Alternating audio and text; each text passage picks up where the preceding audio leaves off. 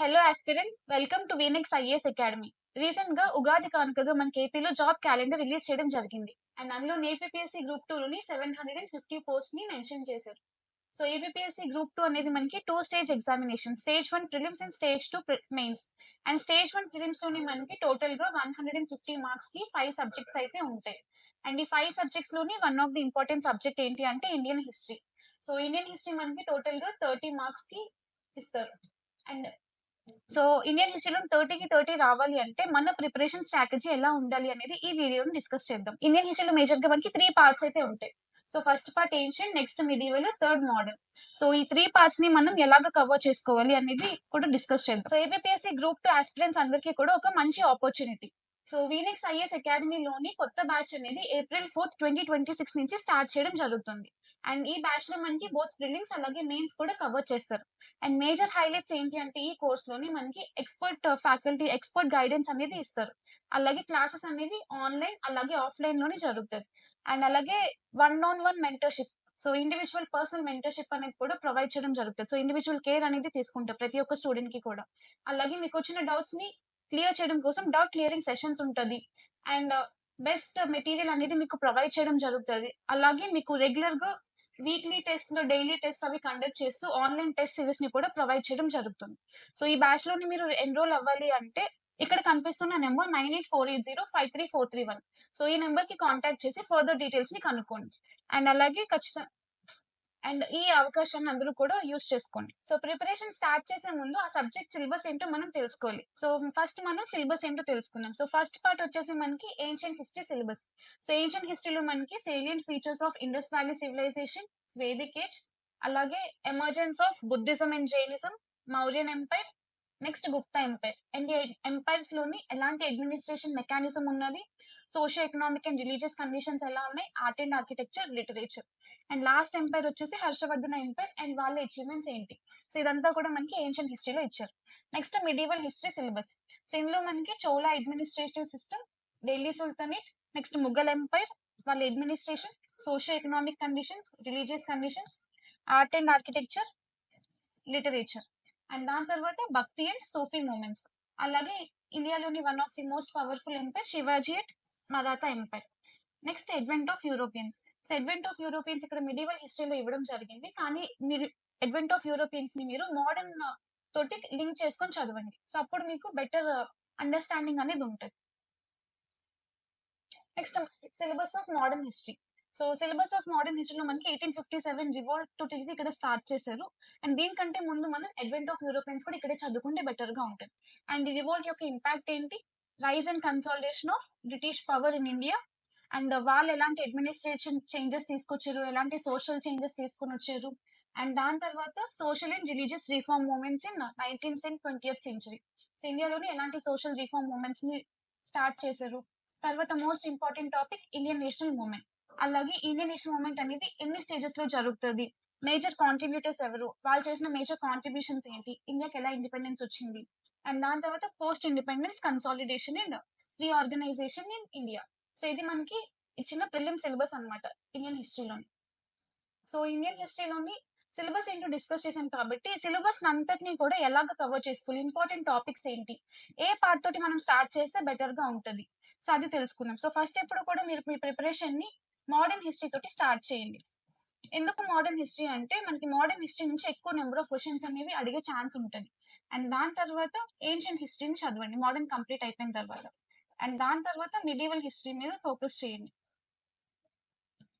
So ఇలాగ first మనం modern తో స్టార్ట్ చేసి తర్వాత ఏన్షియంట్, లాస్ట్ లో మిడివల్ లో ఇంపార్టెంట్ చాప్టర్స్ కంప్లీట్ చేసుకుంటే మనకి ఎక్కువ స్కోరింగ్ అనేది చేసే అవకాశాలు ఉంటాయి. అండ్ ఈ 3 టాపిక్స్ లో కూడా ఏంటంటే ఇంపార్టెంట్ టాపిక్స్ ఉన్నాయి. So important topics. So first ancient హిస్టరీలో చూసుకుంటే మనకి IVC and Vedic age. So ఐవీసీకి ముందు మనకి ప్రీ హిస్టారిక్ ఏజెస్ ఉంటాయి, లైక్ స్టోన్ ఏజెస్ ఉంటాయి అనమాట. సో ఆ స్టోన్ ఏజెస్ మీద మనం ఎక్కువ ఫోకస్ చేయగలి. సో మనం మేజర్ ఫోకస్ అంతా కూడా ఐవీసీ మీద ఉండాలి, అలాగే వేదిక్ ఏజ్ మీద ఉండాలి. సో అండ్ దాని తర్వాత అండ్ వేదిక్ ఏజ్ లో చూసుకుంటే మనకి ఎర్లీ వేదిక్ ఏజ్ అని, లేటర్ వేదిక్ ఏజ్ అని 2 పీరియడ్స్ ఉంటాయి. సో ఐవీసీకి వేదిక్ ఏజ్ కి మధ్య డిఫరెన్సెస్ ఏంటంటే ఎలాంటి కండిషన్స్ చేంజ్ అయ్యాయి, అండ్ ఎర్లీ వేదిక్ ఏజ్ కి లేటర్ వేదిక్ ఏజ్ కి మధ్య మేజర్ డిఫరెన్సెస్ ఏంటి, ఇలాంటివి తెలుసుకోవాలి. ఆ తర్వాత Buddhism and Jainism. So Buddhism and Jainism లోని మనం మేజర్ ఫ్యాక్టర్స్ ఏంటి ఈ రిలీజియన్స్ అనేవి స్టార్ట్ అవ్వడానికి, అండ్ ఈ రిలీజియన్స్ యొక్క మేజర్ టీచింగ్స్ ఏంటి, డిక్లైన్ ఎలా ఉన్నది, ఎలాగ స్ప్రెడ్ అయింది, ఈ టాపిక్స్ ని చదువుకో. ఆ తర్వాత Mauryan empire, Gupta empire and Harshavardhana. So ఈ ఎంపైర్స్ అన్నిట్లో కూడా మనము పొలిటికల్ హిస్టరీ, అంటే ఇంపార్టెంట్ రూలర్స్ ఎవరు, ఫౌండర్ ఎవరు, వాళ్ళ మేజర్ అచీవ్మెంట్స్ ఏంటి ఇవి తెలుసుకోవాలి. అండ్ దాని తర్వాత ఎంపైర్స్ అన్నిటి మీద మనం 5 యాంగిల్ మెథడ్ లోని చదువుకోవాలన్నమాట. సో ఏంటి 5 యాంగిల్ మెథడ్ అంటే, సో ఫస్ట్ వచ్చేసి political and administrative conditions, and తర్వాత economic conditions, next social conditions, next religious conditions ఎలా ఉన్నాయి, అలాగే art, architecture and literature. So political conditions, administrative conditions ఎలా ఉన్నాయి ఈ ఎంపైర్ టైం పీరియడ్స్ లోని, ఎలాంటి చేంజెస్ జరిగాయి ముందు టైం పీరియడ్ తో కంపేర్ చేసుకుంటే, ఎకనామిక్ కండిషన్స్ ఎలా ఉన్నది, ఎలాంటి ఆక్యుపేషన్స్ అనేవి ప్రాస్పర్ అవుతున్నది, అండ్ నెక్స్ట్ సోషల్ కండిషన్స్ అంటే సొసైటీలోని ఎలాగున్నది, సొసైటల్ స్ట్రక్చర్ ఎలా ఉన్నది, మ్యాట్రియార్కిలా ప్యాట్రియార్కిలా, అలాగే ఉమెన్ యొక్క పొజిషన్ ఏంటి, లోవర్ క్లాసెస్ యొక్క పొజిషన్ ఏంటి, ఇలాంటివన్నీ తెలుసుకుంటారు. నెక్స్ట్ రిలీజియస్ కండిషన్స్, సో ఎలాంటి రిలీజియన్ ఆ టైంలో ఎక్కువగా ప్యాట్రనేజ్ లో ఉన్నది, సో కింగ్స్ ఎలాంటి రిలీజన్ ని ప్రమోట్ చేస్తున్నారు, ఇదంతా కూడా రిలీజియస్ కండిషన్స్ లో చూస్తారు. తర్వాత art and architecture and literature చాలా important chapter. So art and architecture literature ని ఖచ్చితంగా మీరు చదువుకోవాలి. సో ఎలాంటి ఆర్ట్ ఫామ్స్ ఆ టైంలో డెవలప్ అయ్యాయి, సో గుప్తా ఎంపైర్ లో చూసుకుంటే మనకి నవరత్నాస్ అని ఉంటారు, సో వాళ్ళ మీద ఎక్కువ ఫోకస్ చేయాలి. సో ఇలాగ ఆర్ట్ అండ్ ఆర్కిటెక్చర్ లిటరేచర్ కూడా మనం చదువుకోవాలి. సో మేజర్ గా ఈ 5 యాంగిల్ మెథడ్ లోని మనం ప్రతి ఎంపైర్ ని కూడా చదువుకోవాలన్నమాట, ఓన్లీ రూలర్స్ మీద మాత్రమే కాన్సన్ట్రేట్ చేయకుండా. Next medieval history. So medieval హిస్టరీలో ఫస్ట్ ఇంపార్టెంట్ టాపిక్ వచ్చేసి చోళ అడ్మినిస్ట్రేషన్. సో ఇక్కడ మీరు మేజర్ గా ఫోకస్ చేయాల్సింది లోకల్ సెల్ఫ్ గవర్నమెంట్ మీద ఫోకస్ చేయాలి. అండ్ అలాగే ఇక్కడ కొన్ని టర్మ్స్ ఉంటాయి, ఉర్నాడు మండలం వచ్చి, సో ఆ స్పెసిఫిక్ టర్మ్స్ అంటే ఏంటి అనేది కూడా మనకు అడుగుతారు, అలాంటి వాటి మీద ఫోకస్ చేయాలి. Next Delhi sultanate. So Delhi sultanate లోని మనకి మేజర్ గా 5 డైనస్టీస్ అనేవి ఉంటది అనమాట. సో 5 డైనస్టీస్ యొక్క క్రోనలాజికల్ ఆర్డర్ ఏంటి, అండ్ అలాగే అందులో ఉన్న ఇంపార్టెంట్ రూలర్స్ ఎవరు, ఫౌండర్స్ ఎవరు, అండ్ అలాగే వీళ్ళ టైంలోని ఇంట్రడ్యూస్ చేసిన మేజర్ ఆర్కిటెక్చరల్ ఫార్మ్స్ ఏంటి. సో రూలర్స్ అంతా అయిపోయిన తర్వాత ఈ 5 యాంగిల్ మెథడ్, సో ఎలాంటి కండిషన్స్ ఉన్నాయి అవి కూడా మనం ఇక్కడ కవర్ చేసుకోవాలి. అండ్ దాని తర్వాత ఇంపార్టెంట్ టాపిక్ వచ్చేసి Mughal empire. So Mughal empire ని మనకి మేజర్ గా ఎర్లీ ముఘల్స్ అని, లేటర్ ముఘల్స్ అని డివైడ్ చేస్తారు అనమాట. ఎర్లీ ముఘల్స్, లేటర్ ముఘల్స్ అని డివైడ్ చేస్తారు. సో ఎర్లీ ముఘల్స్ లోని ఏ రూలర్ నుంచి ఏ రూలర్ వరకు వస్తారు, వాళ్ళ ఇంపార్టెన్స్ ఏంటి, వాళ్ళ గ్రేట్నెస్ ఏంటి, లేటర్ ముఘల్స్ అంటే ఎవరెవరు వస్తారు, అండ్ వాళ్ళ మేజర్ అచీవ్మెంట్స్ ఏంటి. సో మోస్ట్ ఫేమస్ రూలర్ ఎవరు అంటే అక్బర్. సో వీళ్ళ కండిషన్, వీళ్ళ పాలసీస్ ఏంటి అని తెలుసుకోవాలి. అండ్ దాని తర్వాత ఈ ఎంపైర్ లో కూడా ఎలాంటి ఈ 5 conditions like political conditions, economic conditions ఎలా ఉన్నాయి, సొసైటికల్ కండిషన్స్ ఎలా ఉన్నాయి, రిలీజియస్ కండిషన్స్ ఎలా ఉన్నాయి, ఎలాంటి art and architecture like Indo Islamic art and architecture develop అవుతుంది. సో ఇలాంటి వాటి మీద మనం ఫోకస్ చేసుకోవాలన్నమాట. అండ్ నెక్స్ట్ వచ్చేసి మనకి భక్తి అండ్ సూఫీ మూమెంట్స్. సో భక్తి అండ్ సూఫీ మూమెంట్స్ అనేవి ఈ టైం పీరియడ్ లో మేజర్ గా ఎమర్జ్ అవ్వడానికి మేజర్ రీజన్స్ ఏంటేంటి, సో ఇంపార్టెంట్ భక్తి సెయింట్స్ ఎవరు, వాళ్ళ మేజర్ ప్రిన్సిపల్స్ ఏంటి, వాళ్ళ డాక్ట్రిన్స్ ఏంటి అని తెలుసుకోవాలి. And next Shivaji and Maratha empire. So Maratha empire ని ఎస్టాబ్లిష్ చేసిన మేజర్ రూలర్ ఎవరు అంటే శివాజీ, ఛత్రపతి శివాజీ. అండ్ సో ఈ మరాఠా ఎంపైర్ ఎందుకు ఎస్టాబ్లిష్ చేశారు, వీళ్ళకి ముఘల్స్ కి ఉన్న మేజర్ కాన్ఫ్లిక్ట్ ఏంటేంటి, అండ్ సో ఇనీషియల్ గా మనకి రూలర్స్ ఉన్నా సరే తర్వాత పేష్వాషిప్ అనేది స్టార్ట్ అవుతుంది, ఇంపార్టెంట్ పేష్వాస్ ఎవరు, వాళ్ళ మేజర్ అచీవ్మెంట్స్ ఏంటి, మరాఠా ఎంపైర్ ఎలా డిక్లైన్ అయింది, వాళ్ళ అడ్మినిస్ట్రేటివ్ కండిషన్స్ ఏంటి, డిక్లైన్ ఎలా అయింది, ఇవన్నీ తెలుసుకోవాలి. And next Vijayanagara empire and Bahmani sultanate. So Deccan ఏరియాలోని స్టార్ట్ అయిన 2 మేజర్ ఎంపైర్స్ ఏంటి అంటే మనకి Vijayanagara empire and Bahmani sultanate. And ఈ విజయనగర ఎంపైర్ లోని 4 డైనస్టీస్ ఉంటాయి. సో ఆ డైనస్టీస్ యొక్క క్రోనలాజికల్ ఆర్డర్ ఇంపార్టెంట్, ప్రతి డైనస్టీలో ఇంపార్టెంట్ రూలర్స్ ఎవరు, శ్రీకృష్ణ దేవరాయ ఏ డైనస్టీకి చెందిన పర్సన్, అండ్ అతని కోర్టులోని అష్టదిగ్గజాస్ అని ఉంటారు, వాళ్ళు ఎవరు, వాళ్ళ ఇంపార్టెంట్ వర్క్స్ ఏంటి. And next Bahmani sultanate. So Bahmani sultanate 5 independent kingdoms కింద డిసింటిగ్రేట్ అయిపోతుంది. ఏంటి ఆ 5 ఇండిపెండెంట్ కింగ్డమ్స్, వాళ్ళ అచీవ్మెంట్స్ ఏంటి, అండ్ ఈ ఎంపైర్స్ టైంలోని ఈ ఫైవ్ కండిషన్స్ అనేవి ఎలాగున్నది. సో ఇలాగ మనము మిడివల్ హిస్టరీని చదువుకోవాలి, ఇవి important chapters. Next modern history. So modern history మనకి అడ్వెంట్ ఆఫ్ యూరోపియన్స్ తోటి స్టార్ట్ అవుతుంది. సో యూరోపియన్స్ ఎవరెవరు ఇండియాకి వచ్చారు, ఏ ఆర్డర్ లో వచ్చారు, ఫస్ట్ ఎవరు వచ్చారు, లాస్ట్ ఎవరు వచ్చారు, ఫస్ట్ వచ్చి లాస్ట్ వెళ్ళింది ఎవరు, పోర్చుగీస్ ఫస్ట్ వస్తే లాస్ట్ వెళ్తారు, సో ఇలాంటి వాటి మీద ఫోకస్ చేయాలి. అలాగే వాళ్ళ ఫస్ట్ ట్రేడింగ్ ఫ్యాక్టరీస్ ని ఎక్కడ ఎస్టాబ్లిష్ చేశారు, సో ఇది మనం తెలుసుకోండి. Next rise of British power. అంటే లైక్ ఇంతమంది యూరోపియన్స్ వచ్చినా సరే బ్రిటిషర్స్ ఇండియాని కాన్క్వెస్ట్ చేసుకుంటారు, సో వాళ్ళ కాన్క్వెస్ట్ ఎలా చేశారు, ఏ కింగ్డమ్స్ తోటి వార్స్ ఫైట్ చేశారు, ఏ కింగ్డమ్స్ తోటి డిప్లొమాటిక్ పాలసీస్ ని యూజ్ చేశారు, ఇవి తెలుసుకోవాలి. అండ్ దాని తర్వాత administration and social changes. So, India అంతటిని కూడా రూల్ చేసే పొజిషన్‌కెళ్ళిన తర్వాత వాళ్ళు ఇండియాలోని ఎలాంటి అడ్మినిస్ట్రేషన్ చేంజెస్ తీసుకొనొచ్చారు, ఎలాంటి సొసైటికల్ చేంజెస్ తీసుకొనొచ్చారు, రైల్వేస్‌ని ఎప్పుడు ఇంట్రొడ్యూస్ చేశారు. సో, ఇలాంటివంతా కూడా మనము ఇక్కడ తెలుసుకుంటామనమాట. Next 1857 revolt. సో, 1857 రివోల్ట్ జరగడానికి మేజర్ ఫ్యాక్టర్స్ ఏంటి? Important leaders so? సో, ఏ సెంటర్స్‌లో ఎక్కువగా జరిగింది? అండ్ ఎలాగా డిక్లైన్ అయిపోయింది? ఎలాగా సప్రెస్ చేసేసారు? సో, 1857 రివోల్ట్ యొక్క మేజర్ ఇంపాక్ట్ ఏంటి? ఇవన్నీ కూడా తెలుసుకోవాలి. అండ్ దాని తర్వాత social religious reform movements. So, ఇండియాలో ఉన్న సోషల్ ఈవిల్స్‌ని ఎలిమినేట్ చేయడం కోసం సోషల్ రిఫార్మర్స్ కొంతమంది ఈ మూవ్‌మెంట్స్‌ని స్టార్ట్ చేశారనమాట.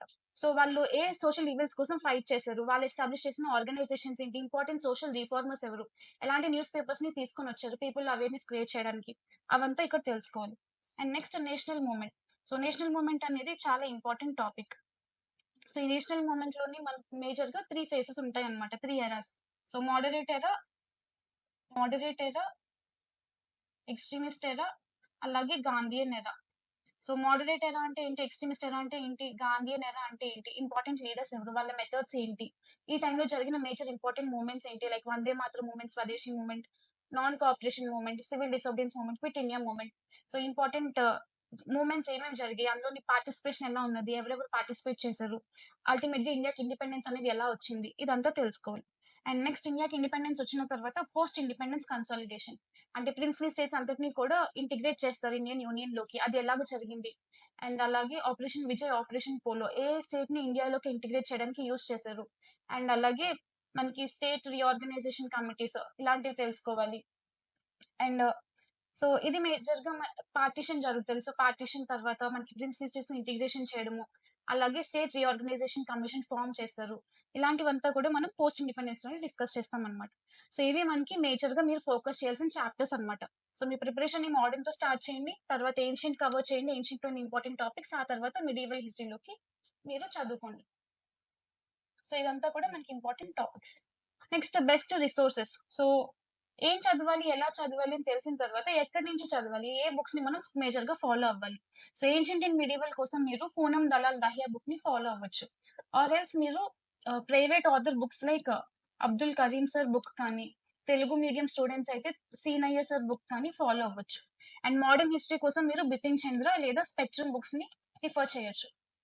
అండ్ అలాగే తెలుగు అకాడమీ బుక్స్ ఏవైతే ఉంటాయో, degree, BA Indian history books వాటిని కూడా మీరు ఫాలో అవ్వచ్చనమాట. సో, ఇవి మనకి అవైలబుల్‌లో ఉన్న బెస్ట్ రిసోర్సెస్. సో, మనం ఏ విధంగా మన స్ట్రాటజీని ఇంప్లిమెంట్ చేసుకోవాలి? ఏ స్ట్రాటజీని మేజర్‌గా ఫాలో అవ్వాలి? సో, మేజర్‌గా మనము ప్రిపరేషన్‌లోని బెటర్‌గా చేయడానికి 5 స్టెప్ స్ట్రాటజీని ఫాలో అవ్వాలి. సో, ఫస్ట్ చేయాల్సింది ఏంటి అంటే ఎగ్జాక్ట్ సిలబస్ ఏంటో తెలుసుకోవాలనమాట. సో, సిలబస్‌ని తెలుసుకున్న తర్వాత ఇందాక మనం ఏదైతే డిస్కస్ చేసామో 5 యాంగిల్ థీమాటిక్ స్టడీ. సో, ప్రతి డైనస్టీలోని ప్రతి టైమ్ పీరియడ్‌లో కూడా ఇందాక డిస్కస్ చేసినట్టు లైక్ 5 యాంగిల్ అంటే political, administrative conditions, social conditions, economic conditions, religious conditions, అలాగే art and architecture, literature. So, ఎలాగున్నది ఆ పర్టిక్యులర్ టైమ్ పీరియడ్‌లోని. అండ్ ముందు టైమ్ పీరియడ్‌తో కంపేర్ చేస్తే నెక్స్ట్ దాంట్లోకి ఎలాంటి చేంజెస్ అనేవి జరిగాయి. ఇలాంటి వాటి మీద ఫోకస్ చేయండి. అండ్ ఇవంతా కూడా మీరొక షార్ట్ నోట్స్ లాగా ప్రిపేర్ చేసుకుంటే మీకెక్కువగా గుర్తుంటది. రివిజన్‌కి బెటర్‌గా ఉంటది. సో, ఇలా అది గుర్తు నోట్స్ రాసుకునేటప్పుడు మీరు ఫ్లో చార్ట్స్ లాగా, టైమ్ లైన్, మైండ్ మ్యాప్స్ లాగా ప్రిపేర్ చేసుకోవాలి. అండ్ ఇలాగ రాసుకున్న నోట్స్ అంతటిని కూడా నంబర్ ఆఫ్ టైమ్స్ రివిజన్ చేయాలన్నమాట. సో, మనం ఎంత చదివినా సరే రివిజన్ చేయకపోతే ఎలాంటి యూజ్ కూడా ఉండదు. అండ్ అలాగే మీరు రివిజన్ చేసి ఎక్వైర్ చేసుకున్న నాలెడ్జ్‌ని ఫ్రీక్వెంట్‌గా టెస్ట్ చేసుకోవాలి. ఎంత వరకు మీరు ఇంప్లిమెంట్ చేయగలుగుతున్నారు మీ నాలెడ్జ్‌ని అనేసి. అండ్ అందులో చేసిన మిస్టేక్స్‌ని మీరు అనలైజ్ చేసుకొని రెక్టిఫై చేసుకోవాలన్నమాట. సో, ఈ స్ట్రాటజీని మీరు మేజర్‌గా ఫాలో అవ్వాలి. సో, హిస్టరీ అనేది జస్ట్ చదివితే సరిపోదు. అందులో ఉన్న ఈవెంట్స్ ఏంటి అనేది డీకోడ్ చేయాలన్నమాట. సో, డీకోడ్ చేయాలి అంటే మనం క్రోనలాజికల్ ఆర్డర్‌ని ఫాలో అవ్వాలి. సో, హిస్టరీలోని క్రోనలాజికల్ ఆర్డర్ అనేది చాలా ఇంపార్టెంట్. సో, బ్లైండ్‌గా మనం డేట్స్‌ని, ఇయర్స్‌ని గుర్తుపెట్టుకోవాలంటే కుదరదు. ఎందుకంటే చాలా ఎక్కువుంటాయి కాబట్టి. చాలా మంది డిఫికల్టీ కూడా ఫేస్ చేస్తారు. సో, అలా కాకుండా మనము డేట్స్ అవి గుర్తుపెట్టుకోవాలి ఇంపార్టెంట్‌వి అంటే వాటి వెనకాతల ఉన్న స్టోరీస్‌ని మనం తెలుసుకోవాలి. అప్పుడే మనకి ఈజీగా గుర్తుంటది. సో, డేట్స్‌ని మనం స్టోరీస్ లాగా మార్చుకొని, ఆ స్టోరీస్ పరంగా గుర్తుపెట్టుకుంటే, ఏ ఈవెంట్ తర్వాత ఏ ఈవెంట్ జరిగింది అని మనం ఆర్డర్‌ని గుర్తుపెట్టుకుంటే మనకి ఈజీగా ఈ క్రోనలాజికల్ ఆర్డర్ అనేది గుర్తుంటది. అండ్ దాని తర్వాత మీరింకా వాటిని గుర్తుపెట్టుకోవడం కోసం నిమోనిక్స్‌ని యూజ్ చేయండి. అంటే లైక్ ఫస్ట్ లెటర్స్‌ని వాటిని ఫస్ట్ లెటర్స్ తోటి ఒక కోడ్స్‌ని తయారు చేసుకుంటే, అవి మీకు నిమోనిక్స్ అని అంటారు. సో, వాటి ద్వారా మీ మార్క్స్ అనేవి ఎక్కువగా పెంచుకునే అవకాశం ఉంటది. అండ్ దాని తర్వాత కాన్సెప్ట్‌ని అండర్‌స్టాండ్ చేసుకొని చదవండి. అంటే లైక్ ఏం చదువుతున్నారు అనేది మీకు తెలియాలన్నమాట. జస్ట్ మగ్గింగ్ చేస్తే సరిపోదు. సో, అసలు కాన్సెప్ట్ ఎందుకు జరిగింది అని ఏం జరిగిందని మాత్రమే కాకుండా, అసలు కాన్సెప్ట్ ఆ ఈవెంట్ అనేది ఎందుకు జరిగింది? మేజర్ ఫ్యాక్టర్స్ ఏంటి? ఔట్‌కమ్ ఏంటి? కాన్సిక్వెన్సెస్ ఏంటి? ఇలాగ మనము 360 డిగ్రీస్ హోలిస్టిక్‌గా చదువుకోవాలనమాట. అండ్ దాని తర్వాత నోట్స్‌ని మీరు ఫ్లో చార్ట్స్ లాగా, మైండ్ మ్యాప్స్ లాగా, టైమ్ లైన్స్ లాగా ప్రిపేర్ చేసుకోండి. సో, కాన్సెప్ట్స్‌ని అర్థం చేసుకోండి. ఈవెంట్స్‌ని లింకేజ్ చేసుకొని అల్టిమేట్‌గా రివిజన్ చేయాలి. సో, మీరు ఎంత ఎక్కువ రివైజ్ చేస్తే అంత ఎక్కువ స్కోరింగ్ అనేది చేసే అవకాశాలుంటాయి. And next PYQs. So, previous year క్వెషన్స్‌ని మనం మన బెనిఫిట్‌కి మన స్కోర్‌ని ఇంక్రీజ్ చేసుకోవడానికి ఎలాగ యుటిలైజ్ చేసుకోవాలి. సో, మీరెప్పుడు కూడా ప్రతి టాపిక్ వైస్ పీవైక్యూస్‌ని ప్రాక్టీస్ చేయాలి. అలాగే ఇయర్ వైస్ ప్రీవియస్ ఇయర్ పేపర్స్‌ని కూడా ప్రాక్టీస్ చేయాలన్నమాట. సో, దీనివల్ల మీకేం తెలుస్తదంటే ఎలాంటి క్వెషన్స్ మీద ఎక్కువగా రిపీటెడ్‌గా అడుగుతున్నారు. రిపీటెడ్ థీమ్స్ ఏంటి? ఇవంతా కూడా మనకి మేజర్‌గా తెలుస్తది. అండ్ అలాగే మీరు ఎక్కడెక్కడ మిస్టేక్స్ చేస్తున్నారు. సో, ఫ్యాక్చువల్ ఎర్రర్స్ చేస్తున్నారా? లేదు అంటే కాన్సెప్చువల్ ఎర్రర్స్ చేస్తున్నారా? సో, మీరెక్కడ మార్క్స్‌ని లూజ్ అయిపోతున్నారు, ఎక్కడ రాంగ్ చేస్తున్నారు అనేది తెలుస్తదనమాట. సో, మేజర్ బెనిఫిట్స్ ఏంటి అంటే ప్యాటర్న్ ఫెమిలియారిటీ. సో, ఎగ్జామినేషన్‌లోనే ఎలాంటి ప్యాటర్న్స్ మీద మనకి రిపీటెడ్‌గా క్వెషన్స్ అడుగుతున్నారు. సో, దానివల్ల మీరు ఏ టాపిక్స్‌ని ఎక్కువగా ఫోకస్ చేయాలి, ఏ టాపిక్స్ మీద అంత ఎక్కువగా ఫోకస్ చేయక్కర్లేదు. సో, టాపిక్ ఫిల్ట్రేషన్ అనేది జరుగుతుంది. అండ్ అలాగే మీ రివిజన్ ఎఫిషియన్సీ అనేది కూడా పెరుగుతదనమాట. సో, మీరు ఎక్కడెక్కడ మిస్టేక్స్ చేస్తున్నారో అవంతా కూడా తెలుస్తది. అండ్ అలాగే మీ యాక్యురసీ అండ్ స్పీడ్ అనేది కూడా పెరుగుతది. ఎలాంటి టైప్ ఆఫ్ క్వెషన్ ఇచ్చినా సరే మీరు ఎగ్జామినేషన్‌లోని పానిక్ అవ్వకుండా ఉంటారు. సో, మీరు చేయాల్సిందేంటి అంటే, మీరు చదువుకున్న నాలెడ్జ్‌ని టెస్ట్ చేసుకొని, అందులో చేసిన మిస్టేక్స్‌ని అనలైజ్ చేయాలి. అండ్ నెక్స్ట్ ఇంప్రూవ్ చేసుకొని, అగైన్ ఈ ప్రాసెస్ అంతటిని కూడా రిపీట్ చేయాలి. సో, ఇలాగ మనం పీవైక్యూస్‌ని మన బెనిఫిట్ కోసం, మన స్కోర్‌ని ఇంక్రీజ్ చేసుకోవడం కోసం యుటిలైజ్ చేసుకోవాలి. And next role of current affairs. So, చాలా మంది హిస్టరీలోని కరెంట్ అఫైర్స్ ఉండవు అనుకుంటారు. జస్ట్ అదొక స్టాటిక్ సబ్జెక్టే అనేసి. సో, హిస్టరీ స్టాటిక్ సబ్జెక్టే. కానీ ఇందులో కూడా మనకి కరెంట్ అఫైర్స్ అనేవి ఉంటది. సో, ఎలా ఉంటదంటే డైరెక్ట్‌గా కరెంట్ అఫైర్స్ క్వెషన్ అనేది అడగదు. So, for example 2025 150 years of Vande Mataram అనేది సెలబ్రేట్ చేసుకున్నాం. సో, 2025కి 'వందే మాతరం' సాంగ్ రాసి 150 ఇయర్స్ కంప్లీట్ అయిందనమాట. సో, ఈ సెలబ్రేషన్స్ అనేవి మనకి 2025లో జరిగాయి. సో, 'వందే మాతరం' అసలు ఎప్పుడు రాసారు? ఎవరు రాసారు? ఫస్ట్ ఎక్కడ రాసారు? ఫస్ట్ ఎవరు పాడారు? ఏ సెషన్‌లోని దాన్ని పాడడం జరిగింది? మ్యూజిక్ ఎవరు కంపోజ్ చేశారు? సో, ఇలాగా కరెంట్ అఫైర్స్ ఉన్న టాపిక్ మీద స్టాటిక్ క్వెషన్ అనేది అడుగుతారు. అలాగే అక్టోబర్ 2025 నుంచి అక్టోబర్ 2026 వరకు కూడా సెంటినరీ సెలబ్రేషన్స్ ఆఫ్ యూపీఎస్సీ అంటే 100 ఇయర్స్ సెలబ్రేషన్ అనేది జరుగుతుందనమాట. సో, దీని మీద మనకి ఎలాగ క్వెషన్స్ అడుగుతారు? సో, యూపీఎస్‌సీ అనేది ఎప్పుడు ఎస్టాబ్లిష్ చేశారు? ఏ యాక్ట్ ద్వారా ఎస్టాబ్లిష్ చేశారు? సో, సివిల్ సర్వీసెస్‌ని ఎవరు ఇంట్రొడ్యూస్ చేశారు? So, father of Indian civil services అని ఎవరినంటారు? ఫస్ట్ ఇండియన్ సివిల్ సర్వెంట్ ఎవరు? సో, ఇలాగా కరెంట్ అఫైర్స్‌ని స్టాటిక్ తోటి లింక్ చేసుకొని స్టాటిక్ క్వెషన్స్ అడుగుతారనమాట. సో, ఏవైతే కరెంట్ న్యూస్‌లో ఉన్నదో ఆ టాపిక్స్‌కి సంబంధించిన స్టాటిక్ క్వెషన్స్ అడిగే ఛాన్స్ ఉంటది. సో, వీటిని మీరు ఎలాగా ఆహ్ చదువుకోవాలి అంటే దేనికోసం చూడాలి అంటే బర్త్ యానివర్సరీస్ ఎవరివైనా ఉన్నాయా? ఇంపార్టెంట్ రోల్ మోడల్స్‌వి, డెత్ యానివర్సరీస్ ఉన్నాయా? యునెస్కో వరల్డ్ హెరిటేజ్ సైట్స్ ఉన్నాయా? సో, ఇలాంటి వాటి మీద మీరు చూడాలన్నమాట. అండ్ ఎందుకు అంటే బికాజ్ ఎగ్జామినేషన్‌లోని మనకి స్టాటిక్‌కి సంబంధించిన వాటి మీద ఎగ్జామినేషన్‌లోని మనకి కరెంట్ అఫైర్స్ ఏవైతే న్యూస్‌లో ఉన్నదో వాటికి సంబంధించిన స్టాటిక్ క్వెషన్స్‌ని అడుగుతూ ఉంటారు. సో, ఎలాగో మీరు మీ బెనిఫిట్‌కి యూజ్ చేసుకోవాలి అంటే మీరొక షార్ట్ నోట్స్ మెయింటైన్ చేయండి హిస్టరీ అండ్ న్యూస్ అనేసి. సో, అందులోని మీరు ఏవైతే కరెంట్ టాపిక్స్ ఉన్నదో వాటికి సంబంధించిన స్టాటిక్ పాయింట్స్ అన్నిటిని కూడా నోట్ చేసుకోండి. సో, ఇలాగ మీరు కరెంట్ అఫైర్స్‌ని యూజ్ చేసుకోవచ్చు. సో, అందరూ కామన్‌గా చేసే మిస్టేక్స్ ఏంటి వాళ్ళ ప్రిపరేషన్‌లోని. సో, చాలా ఎక్కువ బుక్స్‌ని యూజ్ చేస్తారనమాట. సో, అలాగా ఎక్కువ బుక్స్‌ని యుటిలైజ్ చేయడం వల్ల మీ కాన్సెప్ట్ అనేది ఏం పెరగదు. జస్ట్ మీ కన్‌ఫ్యూజన్ మాత్రమే ఇంక్రీజ్ అవుతదనమాట. సో, మీరు కనుక బిగినర్స్ అయితే డైరెక్ట్‌గా బుక్స్‌ని చదవకుండా ఫస్ట్ ఏవైనా క్లాసెస్‌ని వినండి. ఆ తర్వాత మీ ఓన్ నోట్స్‌ని ప్రిపేర్ చేసుకోండి. అండ్ దాని తర్వాత ఒక సింగిల్ స్టాండర్డ్ బుక్‌కి ఫిక్స్ అవ్వండి. సో, ఒక్క సోర్స్ మాత్రమే ఫాలో అవ్వండి. ఎక్కువ బుక్స్‌ని మాత్రం ఫాలో అవ్వకండి. అండ్ దాని తర్వాత చాలా మంది ఆర్ట్ అండ్ కల్చర్, కరెంట్ అఫైర్స్‌ని నెగ్లెక్ట్ చేస్తారనమాట. సో, మేజర్ ఫోకస్ అంతా కూడా పొలిటికల్ హిస్టరీ అంటే రూలర్స్ ఎవరు? వాళ్ళ అచీవ్‌మెంట్స్ ఏంటి? వాళ్ళ టైటిల్స్ ఏంటి? సో, ఇలాంటి వాటి మీదే ఎక్కువగా ఫోకస్ చేస్తారు. సో, దాని మీద అది మాత్రమే చదువుకోకుండా ఆర్ట్ అండ్ కల్చరల్ యాస్పెక్ట్ కూడా మనం చదువుకోవాలి. ఎందుకంటే వీటి మీద ఎక్కువ బిట్స్ అనేవి అడిగే ఛాన్సెస్ అనేవి ఉంటాయి. అండ్ అలాగే కరెంట్ అఫైర్స్‌ని కూడా నెగ్లెక్ట్ చేయదు. వాటికి సంబంధించిన స్టాటిక్ పాయింట్స్‌ని రివైజ్ చేసుకుంటూ ఉండండి. సో, అండర్‌స్టాండింగ్ చేసుకోకుండా, అర్థం చేసుకోకుండా కాన్సెప్ట్స్‌ని చదివితే అది మీకు ఎలాగా బెనిఫిషియల్‌గా ఉండదు. అండ్ నెక్స్ట్ రివిజన్‌ని మాత్రం అస్సలు స్కిప్ చేయొద్దు. సో, రివిజన్‌ని స్కిప్ చేశారు అంటే మీరు మీ మార్క్స్‌ని లూజ్ అయిపోయినట్టే. అండ్ అలాగే చదువుతారు కానీ ఎలాంటి ప్రాక్టీస్ కూడా చేయరు. సో చదవడం ఎంత ఇంపార్టెంటో వాటిని ప్రాక్టీస్ చేయడం కూడా అంతే ఇంపార్టెంట్. సో ఎంసీక్యూస్‌ని, పీవైక్యూస్‌ని రెగ్యులర్‌గా ప్రాక్టీస్ చేయండి. అండ్ ఇంకొక కామన్ మిస్టేక్ అందరూ చేసేదేంటి అంటే తెలియకుండా చదివేటప్పుడు జస్ట్ ఒక స్టూడెంట్ లాగా మాత్రమే చదువుతారు. సో అలా స్టూడెంట్ లాగా మాత్రమే కాదు మనం చదవాల్సింది. ఈ టాపిక్ నుంచి ఎగ్జామినర్ మైండ్‌సెట్ అంటే ఎగ్జామినర్ ఎలాంటి క్వెషన్స్ ఇస్తారు, అది కూడా ఆలోచించి మనం అలాగ చదువుకోవాలి. సో ఇలాంటి మిస్టేక్స్‌ని మీరు రెక్టిఫై చేసుకోండి. మీ స్కోర్‌ని ఇంక్రీజ్ చేసుకోండి. అండ్ ఫైనల్లీ మీ ప్రిపరేషన్‌లో మీరు కన్సిస్టెంట్‌గా ఉండాలి. సో కన్సిస్టెంట్‌గా ఉంటే మీకు ఎక్కువ మార్క్స్ అనేవి స్కోర్ చేసుకోగలరు.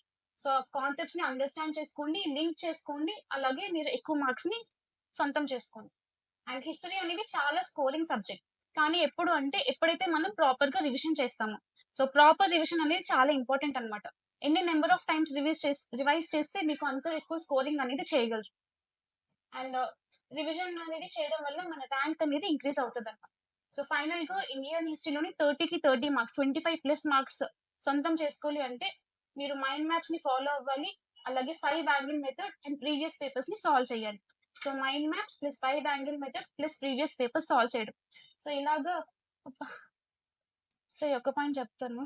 గొంతు నొప్పొస్తుంది. అయిపోయింది. సో మైండ్ మ్యాప్స్‌ని ఫాలో అవ్వడం. ఫై మైండ్ మ్యాప్స్‌ని ప్రిపేర్ చేసుకోవడం, 5 యాంగిల్ మెథడ్ ఫాలో అవ్వడం, అలాగే ప్రీవియస్ పేపర్స్‌ని సాల్వ్ చేయడం వల్ల ఖచ్చితంగా మీరు 25+ అండ్ ఈవెన్ 30కి 30 మార్క్స్ అనేవి స్కోర్ చేయొచ్చు ఇండియన్ హిస్టరీలో. సో ఇది మీరు ఫాలో అవ్వాల్సిన preparation strategy. And I wish all the best for all the aspirants. Thank you.